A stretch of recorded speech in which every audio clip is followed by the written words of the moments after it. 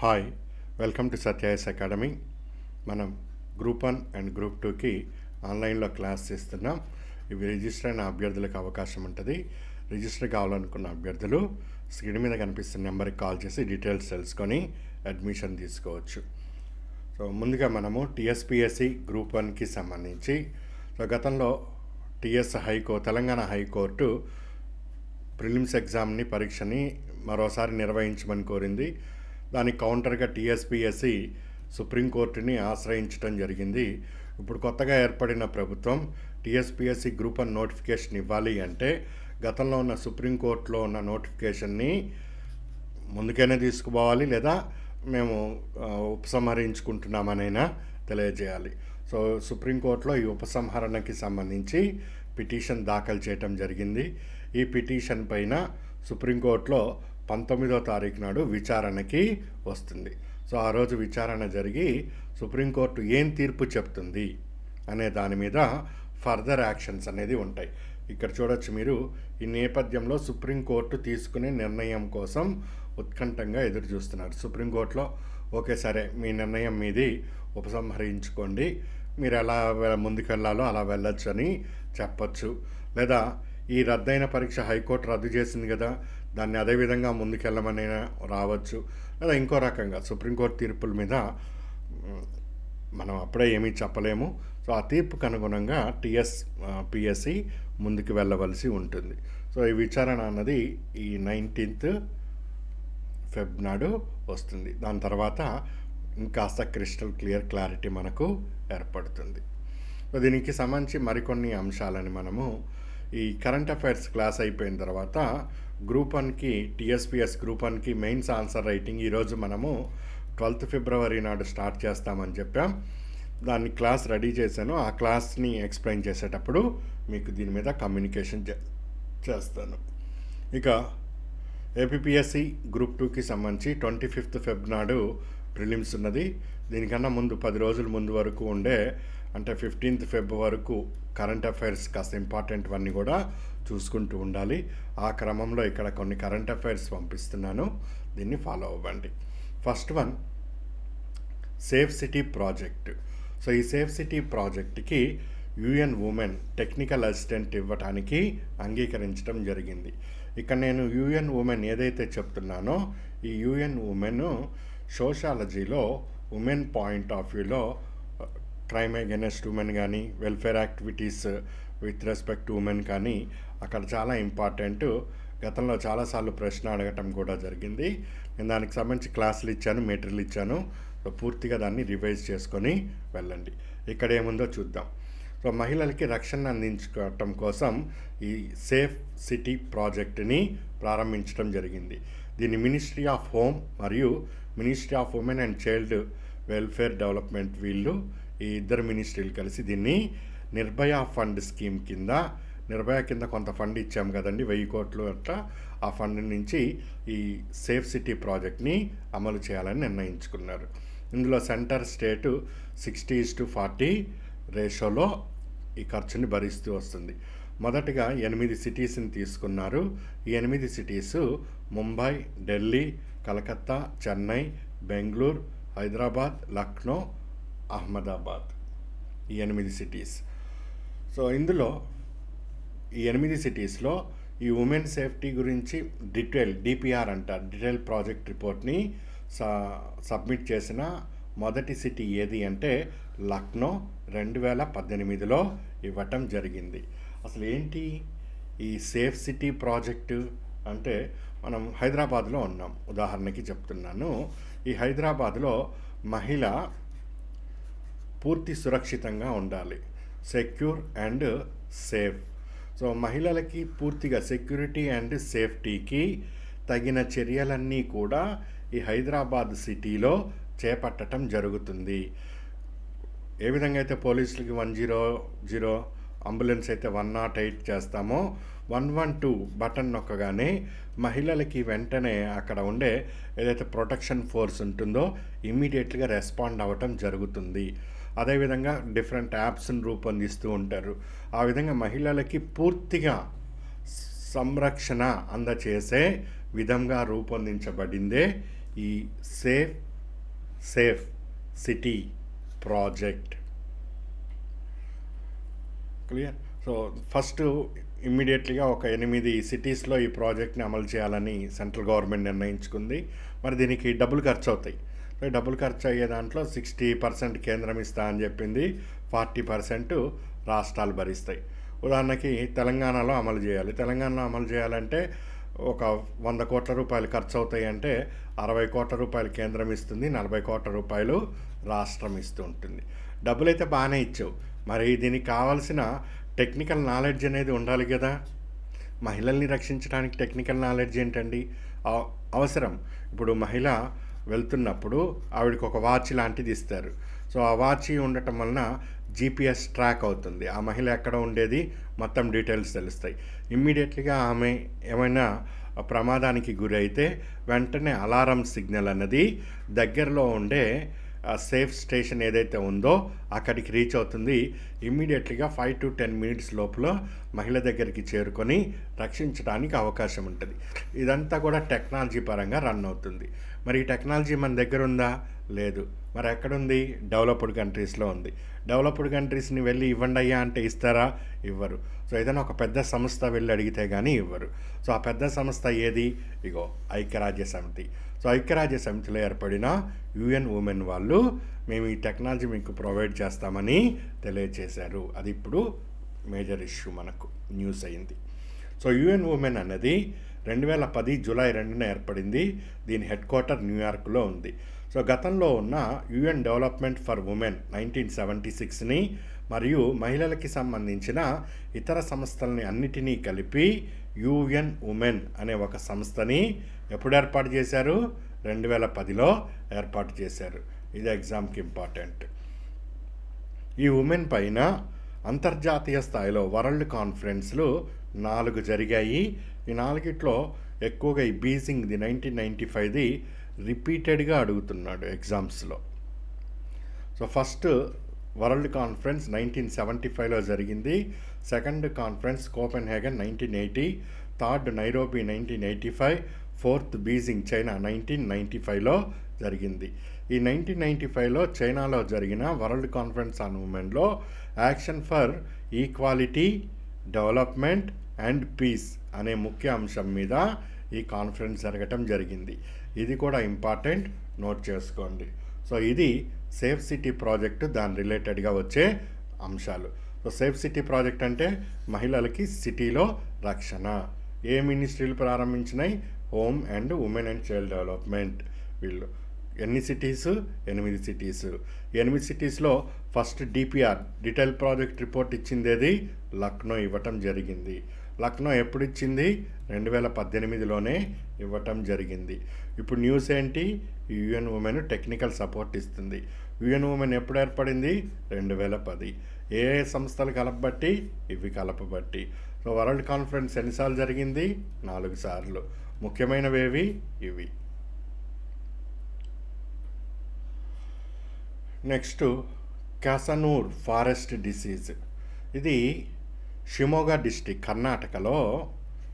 కర్ణాటకలో షిమోగా ప్రాంతం అని ఒకటి ఉంది. సో ఈ ప్రాంతంలో దట్టమైన అడవి ఉంటుంది. ఈ అడవిలో పెద్ద పెద్ద చెట్లు ఉంటాయి. ఈ చెట్టు మీద కోతులు ఉంటాయి, మంకీస్ ఉంటాయి. సో ఈ మంకీస్ కరవటం వలనో లేకపోతే గీకటం వలనో మీద దాడి చేస్తాయి కదా, అలాంటి దాడి చేయటం వలన మంకీ లోపల ఉన్న ఒక వైరస్ మనుషుల్లోకి ప్రవేశిస్తుంది. మనుషుల్లోకి ప్రవేశించి వైరల్ డిసీజ్గా మారుతుంది. క్లియర్. సో హెచ్ఐవి ఉంది. అది ఎక్కడి నుంచి వచ్చింది? కోతుల నుంచే వచ్చింది, ఆఫ్రికాలో. ఇప్పుడు ఆ గబ్బిలాలు వాడిదేవాడు ఉన్నాడు, COVID-19. సో గబ్బిలం తినటం వల్ల రాలే, గబ్బిలం లోపల ఆ వైరస్ ఉండి అది లోపలికి మనిషిలోకి వెళ్ళింది. సో ఈ విధంగా మంకీ నుంచి ఈ వైరస్, ఈ డిసీజ్ అన్నది స్ప్రెడ్ అవుతూ ఉంటుంది. కాబట్టి దీనిని మంకీ ఫీవర్ అని కూడా పిలుస్తారు. సో దీన్ని ఫస్ట్ టైం 1956-57లో గుర్తించటం జరిగింది. సో ఎందుకు వచ్చింది వైరస్ ఏంటి అనేది. సో ఇది ఫ్లావివైరైడ్ ఫ్యామిలీకి చెందిన వైరస్ గ్రూప్ నుంచి ఈ వ్యాధి అనేది వస్తున్నది. సో అప్పుడు వచ్చింది, తిరిగి మళ్ళీ మన కర్ణాటకలో ఈ డిసీజ్ అనేది కనిపిస్తుంది. సో మనకి ఎగ్జామ్ పాయింట్ ఆఫ్ వ్యూలో డిసీజ్ వరకు చాలు. క్యాసనూర్ ఫారెస్ట్ డిసీజ్ అన్నది ఏ ప్రాంతంలో కనిపించిందంటే కర్ణాటక. ఫస్ట్ ఎప్పుడు కనిపించిందంటే 57. ఏ వైరస్ ఫ్యామిలీ అంటే ఈ వైరస్ ఫ్యామిలీ. సో ఇక సిమ్టమ్స్ జ్వరం వస్తుంది, ఇవన్నీ ఇక తెలిసిందే కదా, రొటీన్ సిమ్టమ్స్ ఉంటాయి. ఈ సెకండ్ పాయింట్. థర్డ్ పాయింట్ ఇక్కడ మీకు డీటెయిల్గా అనిపిస్తుంది. 7th Indian ocean conference. Indian ocean అంటే హిందూ మహాసముద్రం. So 7th Indian ocean conference ఎన్ని దేశాలు పాల్గొంటున్నాయి? 22 దేశాలు పాల్గొంటున్నాయి. దీని థీమ్ ఏమిటి? Towards a stable and sustainable Indian Ocean. So హిందూ మహాసముద్రాన్ని సుస్థిరంగా ఉంచుకోవాలి, అందులో పొల్యూషన్ని పెంచకూడదు, దానివల్ల వాటర్ రిలేటెడ్ బయోడైవర్సిటీ దెబ్బతింటుంది, పొల్యూషన్ పెరిగిపోతుంది, వాటర్ పొల్యూషన్, ఓషన్ పొల్యూషన్ ఇవంతా కూడా. సో ఏ విధంగా మనం పరిరక్షించుకోవాలి అనే కాన్ఫరెన్స్, 7th కాన్ఫరెన్స్ జరిగింది. దీనికి ఇండియన్ ఫారెన్ మినిస్ట్రీ కూడా అటెండ్ అయ్యారు. ఎక్కడ జరిగింది? పెర్త్, ఆస్ట్రేలియాలో జరిగింది. దాని థీమ్ ఏంటి? ఇది. ఎన్ని దేశాలు పాల్గొన్నాయి? 22. ఫస్ట్ టైం ఎప్పుడు జరిగింది? 2016లో జరిగింది. సో బేసిక్ ఇన్ఫర్మేషన్ ఇది. Next, codex committee on spices and culinary herbs. ఇది ఒక కమిటీ అండి. మనము స్పైసెస్ చూస్తాం, యాలకులు, లవంగాలు, దాల్చిన చెక్క, ఇవన్నీ కూడా మనం స్పైసీ ఫుడ్ కూరల్లో, బిర్యానీలో, వీటిలో ఉపయోగిస్తూ ఉంటాం కదండి. సో ఈ స్పైసీకి ఉండవలసిన స్టాండర్డ్స్ ఏమిటి? యాలుక్కాయలు 10 గ్రాములు 100 రూపాయలది ఉంటుంది. అదే యాలకులు 10 గ్రాములు 1000 రూపాయలది కూడా ఉంటుంది. ఉదాహరణకి చెప్తున్నా, ఎంత ఉంటుందో నాకు తెలియదు, ఉదాహరణకి. సో ఈ 10 గ్రాముల్లో 100 రూపాయలకి ఇస్తున్నాడంటే అందులో కొన్ని పుచ్చిపోయినవి, బలహీనంగా ఉన్నవి, చిన్నగా ఉన్నవి ఉంటాయి. ఈ 100 రూపాయల్లో మంచి క్వాలిటీ ప్రోడక్ట్ అనేది అమ్ముతాడు. సో ఇదే క్వాలిటీ ప్రోడక్ట్ అందరికీ అందాలి. ఇక్కడ దాసిన చెక్క ఇస్తున్నాడా లేదా జామ చెట్టు బెరడిస్తున్నాడో తెలియదు. అది తిని నవిలితే కానీ మనకు అర్థం కావట్లేదు. పాయింట్ అర్థమవుతుంది కదండి. సో ఈ విధంగా అసలు ఏ స్టాండర్డ్ ఉండాలి ఈ స్పైసెస్కి అనేది ఇంటర్నేషనల్గా చర్చకి దారితీసింది. అప్పుడు ఈ స్టాండర్డ్స్ని ఫిక్స్ చేద్దాం. యాలుక్కాయ అయితే ఇట్లా ఉండాలి, లవంగం అయితే ఇట్లా ఉండాలి, దాల్చిన చెక్క అయితే ఇట్లా ఉండాలి, బిర్యానీ ఆకు అయితే అట్లా ఉండాలి అని స్టాండర్డ్స్ని ఫిక్స్ చేయటం కోసం codex committee on spices and culinary herbs అంటే ఆకులు, ఇది బిర్యానీ ఆకు ఇవన్నీ ఉంటాయి కదండి, అవి. సో దీని మీద కమిటీ 2013లో ఏర్పడింది. ఎవరు ఏర్పాటు చేశారు? గవర్నమెంట్ ఆఫ్ ఇండియానా, గవర్నమెంట్ ఆఫ్ యూకేనా, ఎవరు అంటే ఇదిగో కోడెక్స్ అల్మిరేషన్ కమిషన్ని FAO food and agriculture organisation, WHO world health organisation కలిసి, ఈ రెండు కలిసి ఈ కమిషన్ని ఏర్పాటు చేసినాయి. ఎందుకు?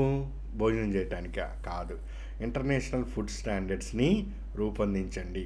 మనం బయటికి వెళ్ళి బావాచిలో బిర్యానీ ఆర్డర్ చేస్తాం, మంచి బిర్యానీ, టేస్టీగా ఉంటుంది. మరి లోపల వాళ్ళు వాడిన స్పైసీస్ అనేది క్వాలిటీ ఉన్నాయా లేవా, దాని క్వాలిటీ మీద ఆధారపడే మనకు బిర్యానీ ప్యాకెట్ అనేది బయటకు వస్తుంది. అంతగా సింపుల్గా. సో ఫుడ్ స్టాండర్డ్స్ నిర్ణయించడంలో ఏది స్టాండర్డ్, అసలు స్టాండర్డ్ అంటే ఏమిటి, ఆ స్టాండర్డ్ని ఏ అంశాలు సాటిస్ఫై చేయాలి అనేది రూపొందించడానికి వీళ్ళు సమావేశాలు నిర్వహించుకుంటూ వస్తున్నారు. ఎప్పటి నుంచి? ఇప్పటి నుంచి. అలా వస్తూ వస్తూ వస్తూ వస్తూ వస్తూ మనకు 2024 వరకు వచ్చేసారు. ఎక్కడ ఈసారి సమావేశం అయ్యారు? 7th సెషన్ వీళ్ళది మన కేరళలో, కొచ్చిలో నిర్వహించారు. సో ఇక్కడ 31 కంట్రీస్ అటెండ్ అయినాయి to meet quality standards for 5 spices. So finalise చేయటం కూడా అయిపోయింది. ఒక 5 స్పైసీస్ని వీళ్ళు ఫైనలైజ్ చేశారు. 5 చేశారు, ఇంకా చేయాలి. ఏంటవి అవి అంటే ఇగో ఇక్కడ ఇది నేను ప్రెస్ ఇన్ఫర్మేషన్ బ్యూరో నుంచి తీసుకున్నాను. ఇక్కడ మీకు డీటెయిల్గా అన్నీ ఉంటాయి. చక్కగా నీట్గా వీడియోని పాజ్ కొట్టి మొత్తం చదువుకోవచ్చు. ఇప్పుడు నేను చెప్పినవన్నీ దీని నుంచి సేకరించింది.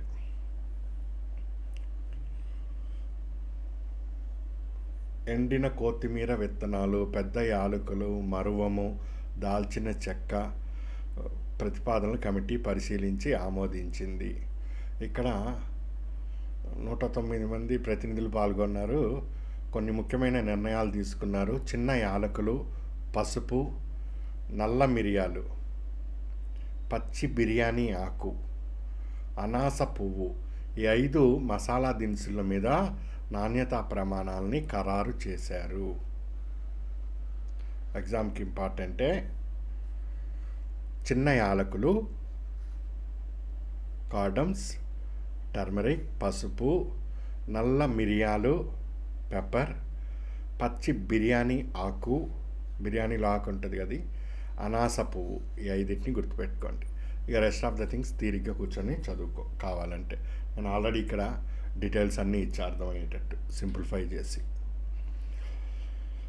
Next India Myanmar. ఇది మయన్మార్, ఒకప్పుడు బర్మా, ఇది భారతదేశం. ఇప్పటివరకు జస్ట్ మామూలుగా ఇటు దేశం వాళ్ళు ఇటు దేశం వాళ్ళు వస్తున్నారు, సింపుల్గా నడిచిపోతూ ఉంది. ఇక నుంచి బాగా ఎక్కువ మంది రోహింగాలు వస్తున్నారండి. వీరు ముస్లిం కమ్యూనిటీస్లో కొద్దిగా వెనకబడిన గ్రూప్గా ప్రపంచంలో వీళ్ళు గుర్తింపు ఆ విధంగా ఉంటుంది. రోహింగాస్ వీళ్ళు వచ్చి భారతదేశంలో అక్కడక్కడ స్థిరపడిపోతున్నారు. తర్వాత ఇబ్బంది అయిపోతుందని హోమ్ మినిస్టర్ ఇక్కడ ఉన్నాడు, నేను చెప్తున్నది అన్నీ ఇక్కడ ఉన్నవే నేను చెప్తున్నది, సెంట్రల్ హోమ్ మినిస్టరు అసలు వీళ్ళు రాకుండా ఒక పెద్ద ఫెన్సింగ్ వేసేస్తాను నేను అన్నాడు. 1643 కిలోమీటర్ల ఫెన్సింగ్. సో అది మన ఇండియాలో 4 రాష్ట్రాల బార్డర్స్తో కలుస్తుంది. అదే ఎగ్జామినర్ అడుగుతాడు. ఏ స్టేట్స్ అవి? అరుణాచల్ ప్రదేశ్, నాగాల్యాండ్, మణిపూర్, మిజోరాం. ఇక బార్డర్స్ కనిపిస్తున్నాయి. అరుణాచల్ ప్రదేశ్ 520, ఇది నాగాల్యాండ్ 215, మణిపూర్ 398 అండ్ మిజోరాం 510 కిలోమీటర్స్. ఏ రాష్ట్రంతో ఎక్కువ బార్డర్ ఉన్నది? మయన్మార్. అట్లాంటి ప్రశ్నలు కూడా నీకు వస్తాయి, గుర్తుపెట్టుకో. సో సౌత్ ఈస్ట్ కంట్రీస్కి మనం వెళ్ళటానికి ఈ మయన్మార్ని మనం గేట్వేగా భావిస్తూ ఉంటాం. ఇప్పటి వరకు ఫ్రీ మూమెంట్ రిజిమ్ అన్నది నడుస్తూ ఉంది. ఫ్రీ మూమెంట్ రిజిమ్ నడుస్తూ ఉంది. ఇకపై ఈ ఫ్రీ మూమెంట్ రిజిమ్ని ఆపేస్తామని చెప్పాడు. ఫ్రీ మూమెంట్ రిజిమ్ అంటే ఏమిటి? ఇదంతా కూడా బార్డర్ మీకు కనిపిస్తున్నది కదా. ఇక్కడ అన్నయ్య ఉన్నాడు, ఇక్కడ భారత్లో తమ్ముడు ఉన్నాడు. దేశం విడిపోయినప్పుడు అట్లా ఫ్యామిలీస్ విడిపోయినాయి. ఈ బార్డర్ నుంచి 16 కిలోమీటర్లు, ఇక్కడ బార్డర్ నుంచి 16 కిలోమీటర్లు. ఈ లోపల ఉన్న వాళ్ళు ఎవరైతే ఉన్నారో వీళ్ళకి వీసాలు అక్కర్లేదు. జస్ట్ ఒక బార్డర్ పాస్ తీసుకొని ఇక్కడి నుంచి తమ్ముడు వెళ్ళచ్చు, ఇక్కడి నుంచి అన్న వెళ్ళచ్చు. దాన్ని ఫ్రీ మూమెంట్ రిజిమ్ ఎఫ్ఎంఆర్ అని పిలవటం జరుగుతుంది. మరి అన్నయ్య తమ్ముడింటికి వెళ్ళాడు, ఎన్ని రోజులు ఉంటాడు? 2 వారాల మించి ఉండకూడదు. 2 వారాల్లో మళ్ళీ వెనక్కి రావాలి. సో ఒకసారి పాస్ తీసుకుంటే లైఫ్ లాంగ్గా కాదు, పాస్కి వ్యాలిడిటీ 1 ఇయర్ ఉంటుంది, 1 సంవత్సరం ఉంటుంది. నెక్స్ట్ కావాలంటే మళ్ళీ రెన్యువల్ చేయించుకుంటూ ఉండాలి. ఆ విధంగా ఇప్పటివరకు ఈ ఎఫ్ఎంఆర్ ఫ్రీ మూమెంట్ రిజిమ్ అనేది నడుస్తున్నది. ఇకపై 1643 కిలోమీటర్లు ఫెన్సింగ్ వేసి దీన్ని కూడా నేను క్లోజ్ చేసేస్తున్నా అంటున్నాడు. ఎందుకయ్యా అంటే ఇక్కడ తమ్ముడు ఉన్నాడు, అన్నున్నాడు అని చెప్పి ఇలా వస్తున్నారు. వాళ్ళు హైదరాబాద్కి, కలకత్తాకి, గుజరాత్కి, మహారాష్ట్రకి పోయి సెటిల్ అయిపోతున్నారు. ఇక తర్వాతగా మీకు తెలిసిన కథలే. ఇవన్నీ సెక్యూరిటీ ప్రాబ్లమ్స్ వస్తున్నాయని ఆలోచన. సో ఇది ఒకటి important, India and Myanmar. Next Matsya Sampada Yojana, అది మనం చాలాసార్లు డిస్కస్ చేసాం. బ్లూ రెవల్యూషన్ని అంటే చేపల పెంపకాన్ని తేవటానికి కోసం 2020 సెప్టెంబర్లో ప్రారంభమైంది. ఇక్కడ రీసెంట్గా అంటే నిన్న మొన్న జరిగిన క్యాబినెట్ సమావేశంలో ప్రధానమంత్రి మత్స్య కిసాన్ సమృద్ధి సహయోజన, ఇది పిఎం మత్స్య సంపదలో ఒక సబ్ స్కీము రాశాను నీట్గా. 2023 నుంచి 2027 వరకు దీని కాల పరిధి అనేది ఉంటుంది. 6,000 కోట్ల రూపాయలని దీనికి కేటాయిస్తారు. మరి ఏం చేశారు ఇక్కడ? మత్స్య కిసాన్ అంటే మత్స్యకారులు ఉన్నారు కదా, వీళ్ళు చిన్న చిన్న ఎంఎస్ఎంఈలు పెట్టుకుంటారు, మైక్రో స్మాల్ మీడియం ఎంటర్ప్రైజెస్. వీళ్ళేంటి మసాలా దినుసులు తయారు చేస్తారా? కాదు, ఈ చేపల్ని ఫ్రీజ్లో పెట్టడము ఏవో ఉంటాయి కదా ఫిషరీస్ రిలేటెడ్. సో అట్లాంటి ఎంఎస్ఎంఈస్ పెట్టుకున్న వాళ్ళు ఎవరైనా ఉంటే ఫిషరీస్ రంగంలో వాళ్ళకి బ్యాంకుల నుంచి క్రెడిట్ ఇప్పిస్తాను అంటే అప్పు ఇప్పిస్తానని చెప్పటం. ఏంటది? మత్స్య కిసాన్ సమృద్ధి సహయోజన. సో ఇది దాదాపు 4 సంవత్సరాలు వ్యాలిడిటీ ఉంటుంది దేనికి ఈ స్కీమ్కి. ఈ మీన్ టైంలో ఎవరు అప్పులు కావాలో వాళ్ళు తీసుకోవచ్చు. సో ఇప్పుడు ఎన్నికలు ఉన్నాయి. ఈ ఒక్కసారి మీరు చూస్తే గుజరాత్ కానీ, మహారాష్ట్ర, కర్ణాటక, కేరళలో బీజేపీ తక్కువ, తమిళనాడులో కొద్దిగా తక్కువ, మళ్ళీ ఆంధ్ర ఏదో గాలి మారుతున్నట్టుంది. ఈ ఒడిషా, ఈ కలకత్తా, ఈ బెల్ట్ అంతా కూడా మత్స్యకారులు ఎక్కువగా ఉంటారు. ఇక తర్వాత అంతా మీకు తెలుస్తున్న అంశాలు ఏంటా కదా అని. ప్రధానమంత్రి మత్స్య కిసాన్ సమృద్ధి సహయోజన ఇది పూర్తిగా సెంట్రల్ సెక్టార్ సబ్ స్కీమే, అంటే పూర్తిగా కేంద్రమే భరిస్తుంది.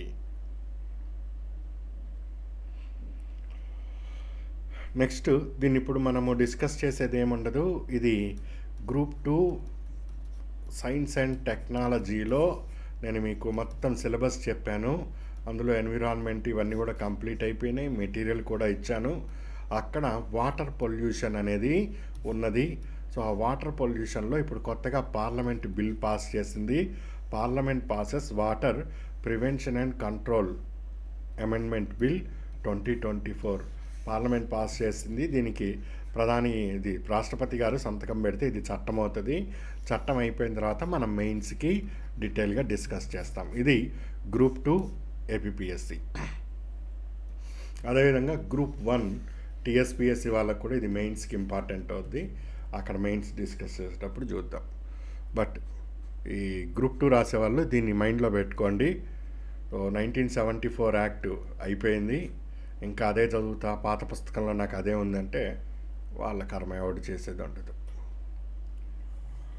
నెక్స్ట్ ఐఐటి మద్రాస్ వాళ్ళు, ఐఐటి మద్రాస్ తెలుసు కదా, ఐఐటి మద్రాస్ వాళ్ళు ఈ మ్యునిషన్స్ ఇండియా లిమిటెడ్, ఇది మ్యునిషన్స్ అన్నది డిఫెన్స్ రంగంలో ఆయుధాల తయారీలో ఇట్లాంటివన్నీ తయారు చేయడంలో ఇది ఒక పబ్లిక్ సెక్టార్ యూనిట్.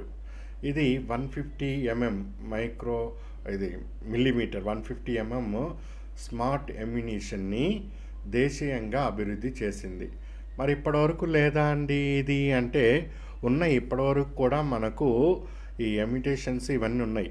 సో పైనుంచి కిందకి మనం ఒక బాంబుని కానీ పడేస్తే కరెక్ట్గా పడుతుంది. ఇప్పుడు నేను ఈ ఏరియాని హిట్ చేయాలి అనుకున్నాను. సో నేను ఇక్కడ ఫ్లైట్లో వెళ్తూ పైనుంచి కింద పడేశాను. పైనుంచి కింద పడేసినప్పుడు సరిగ్గా ఈ పాయింట్ నుంచి అది 500 మీటర్లు అంటే 1/2 కిలోమీటర్ల డిస్టెన్స్లో పడటానికి అవకాశం ఉన్నది. ఎగ్జాక్ట్గా దీని మీద పడేంత ఎక్యురసీ మన దగ్గర ఇంకా డెవలప్ కాలేదు. కాస్త ఇది కొద్దిగా డిస్టెన్స్ పడుతుంది.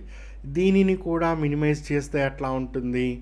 సో దాన్ని కూడా మినిమైజ్ అంటే 10 మీటర్స్ అంటే పెద్ద డిస్టెన్స్ ఉండదు కదా. ఇప్పుడు నేను ఇక్కడ శత్రువులు ఉన్నారని చూశాను, ఇక్కడ నుంచి పైనుంచి వెళ్తూ దీన్ని నెత్తి మీద వేయాలనుకున్నా. సో 10 మీటర్స్ అంటే పెద్ద డిస్టెన్స్ ఏ ఉండదు, కరెక్ట్గా ఇక్కడ వేస్తే ఇక్కడికి వెళ్ళైనా పడుద్ది. సో అది ఇక్కడ ఐఐటి మద్రాస్ వాళ్ళతో కలిసి చేస్తున్నారు. సో ఇది మన దగ్గర లేదా అండి? ఉన్నది, కానీ అది 500 మీటర్స్ ఎర్రర్ చూపిస్తుంది. సర్క్యులర్ ఎర్రర్ ప్రాబబిలిటీ అంతే. సో ఆ ఎర్రర్ అనేది వస్తుంది. దాన్ని కూడా మినిమైజ్ చేయడానికి ఇంకా టెక్నికల్గా స్మార్ట్నెస్ని పెంచుతున్నారు. నెక్స్ట్ నాసా వాడు ఖాళీకి కూర్చోకుండా ఆల్రెడీ ఒక ఎర్త్ ఉన్నది కదా మనకు, ఇప్పుడు మనందరం భూమి మీదే ఉన్నాం, ఒక సూపర్ ఎర్త్ కనుక్కున్నాడు. సో ఇది చాలా పెద్ద ఎర్త్, మనకన్నా కూడా 19 times చాలా పెద్దగా కనిపిస్తున్నదంట ప్రస్తుతానికి. ఇది చూడండి, దానికి పేరు కూడా పెట్టాడు TOI 715b దాని పేరు. ఇది భూమి నుంచి 137 లైట్ ఇయర్స్ దూరంలో అక్కడెక్కడో ఉండటం జరిగింది. So NASA's transiting exoplanet survey satellite TESS అనేది సూపర్ ఎర్త్ని గుర్తించింది. సైంటిస్టులు ఏమంటున్నారంటే ఇది హ్యాబిటబుల్ జోన్లోనే ఉన్నది ఈ సూపర్ ఎర్త్ అని చెప్తున్నారు. ఈ హ్యాబిటబుల్ జోన్ని గోల్డీ లాక్ జోన్ అని కూడా పిలుస్తారు. ఎందుకు అంటే ఇది సూర్యుడు, ఇది ఒక జోను, ఇది ఒక జోను, ఇది ఒక జోను. సూర్యుడికి దగ్గరగా ఉంటే వేడి ఎక్కువ పడిపోతుంది, అక్కడ వాటర్ ఏమైనా ఉంటే ఆ వాటర్ అంతా కూడా ఎవాపరేట్ అయిపోతుంది, ఆ భూమి మీద వాటర్ ఉండదు. సూర్యుడికి దూరంగా ఉంటే భూమి, సో అక్కడ సూర్యుడికి దూరంగా ఉన్నదంటే ఇప్పుడు ఆర్కిటిక్ అంటార్కిటికాలో ఎట్లా ఉన్నాయి, అక్కడ సూర్యకిరణాలు స్లోప్ వాల్గా పడుతూ ఉంటాయి. సో సూర్యుడికి దూరంగా ఉందంటే గడ్డగట్టుకుపోతుంది వాటర్ అంతా. వాటర్ గడ్డగట్టుకుపోతే ఏం చేస్తా, పనికి మాలింది, అది వేస్ట్. సో సూర్యుడికి దగ్గర ఉండద్దు, దూరంగా ఉండదు, సో ఒక మధ్య స్థాయిలో ఉండాలి. అక్కడ వాటర్ లాగా ఉండాలి. వాటర్ అనేది ఉన్నది అంటే అక్కడ ఆర్గానిజమ్స్ డెవలప్ అవుతాయి, మైక్రో ఆర్గానిజమ్స్. దాని తర్వాత ఇక జీవి అనేది ప్రారంభం ఉంటుంది అనేది శాస్త్రవేత్తల ప్రాథమిక ఆలోచన. సో ఎక్కడైతే వాటర్ లాగా ఉంటుందో ఆ జోన్ని అంతా కూడా హ్యాబిటబుల్ జోన్ అని పిలుస్తూ ఉంటారు. దాన్నే గోల్డీ లాక్ జోన్ అని పిలుస్తూ ఉంటారు. సో ఇది ఇప్పుడు కొత్తగా కనుక్కున్న ఈ సూపర్ ఎర్త్ అనేది హ్యాబిటబుల్ జోన్లోనే ఉన్నది అని సైంటిస్టులు చెప్తున్నారు. కానీ భూమి నుంచి 137 లైట్ ఇయర్స్ దూరంలో ఉన్నదని చెప్తున్నారు. సరే, ఇంకొకటి, NASA launches new climate mission to study ocean atmosphere. So అది శాటిలైట్ని పంపింది, దాని పేరు PACE. ప్లేస్ అంటే ప్లాంక్టన్, ఏరోసిల్స్ అంటే తెలుసు కదండి, సూక్ష్మాతి సూక్ష్మమైన కణాలు. నేను ఎన్విరాన్మెంట్ అనే టాపిక్లో ఏరోసిల్స్ గురించి డీటెయిల్గా చెప్పా. సో అవి PM ఎంత ఉండాలి అవన్నీ కూడా. ఏరోసిల్స్, క్లౌడ్ ఓషన్ ఎకోసిస్టమ్, క్లౌడ్ని, ఓషన్ ఈకోసిస్టమ్ని ఇవన్నీ స్టడీ చేయడానికి ఒక శాటిలైట్ని పంపారు. ఇక్కడ సముద్రం ఉంది. సో సముద్రం మీద చిన్న చిన్న సూక్ష్మ రేణువులు ఎట్లా ఉన్నాయి, దీని లోపల ప్లాంక్టన్ ఏ విధంగా ఉంది, దీని లోపల ఇంకేమన్నా మార్పులు చేర్పులు జరుగుతున్నాయా, సో దీనినన్నీ తెలుసుకోవటం కోసం SpaceX సంస్థతో కలిసి ఫాల్కన్ రాకెట్ ద్వారా పంపించటం జరుగుతున్నది. ఇప్పటివరకు అమెరికా దగ్గర లేదా, విచిత్రంగా ఉన్నదే. అంటే ఉన్నది ఆల్రెడీ ఒక పెద్ద శాటిలైట్ అక్కడ అమెరికా వాడికి సేవలు అందిస్తున్నది. సో ఇది సముద్రం. ఇది ఇక్కడి నుంచి ఇక్కడ ఏం జరుగుతుందో తెలవాలి అంటే అది కలర్స్ని దృష్టిలో పెట్టుకొని అంచనా వేస్తుంది. ఇప్పుడు ప్రస్తుతం వాళ్ళు ఆల్రెడీ పంపి ఉన్న శాటిలైటు 7 నుంచి 8 కలర్లని మాత్రమే గుర్తించి, కలర్ బ్లూగా వస్తుంటే ఇగో బ్లూ కలర్ వచ్చింది, త్వరలో ఇక్కడ తుఫాన్ వస్తుంది అని చెప్పటం జరుగుతుంది. కలర్ రెడ్గా మారితే ఇగో ఈ ఓషన్ మీద పొల్యూషన్ పెరుగుతున్నది అని ఈ విధమైన ఇండికేటర్స్ని ఇవ్వటం జరుగుతుంది. కానీ ఇది ఇంకా ఎక్యురసీ కావాలి అంటే ఇంకొద్దిగా మనం టెక్నాలజీని ముందు పెట్టుకొని వెళ్ళాలి. ఆ విధంగా 200 కలర్లని గుర్తించే విధముగా ఈ ప్రయోగం అన్నది జరిగింది. ఇప్పుడు బ్లూ ప్లస్ గ్రీన్ ఈ రెండు కలిస్తే ఏం కలర్ వస్తుంది? మరి ఈ కలర్ని గుర్తించాలంటే ఇప్పుడున్న శాటిలైట్ సరిపోదు, ఈ పేస్ని పంపారు. సో దాంతో ఇంకా మనం ఎక్యురసీని చేరుకోగలుగుతాం. అది ఓషన్కి సంబంధించిన మొత్తం స్టడీ చేయడానికి శాటిలైట్. భారత్ ఇట్లాంటిదే అమెరికా వాళ్ళతో కలిసి ఒక ప్రాజెక్టు చేస్తుంది. నాసా ప్లస్ ఇస్రో రెండు కలిస్తే నిసార్. ఇది గతంలో TSPSC గ్రూప్ 1లో కూడా ఇచ్చాడు, APPSC కూడా అడగటం జరిగింది గతంలో వివిధ ఎగ్జామ్స్లో. ఈ నిసార్ అన్నది ఇటువంటిదే, క్లైమేట్ని పరీక్షించేదే. ఇది అమెరికా వాళ్ళ నాసా తోటి మనం చేస్తున్నది. సో దీన్ని ఈరోజు నేను ఇక్కడ కంక్లూడ్ చేస్తున్నా, కరెంట్ రిలేటెడ్. సో బాగా రివిజన్స్ చేయండి. సో మళ్ళీ ఇంకొన్ని అంశాలతో నేను రేపు మీతో మీట్ అవుతాను. All the best, good luck అండి.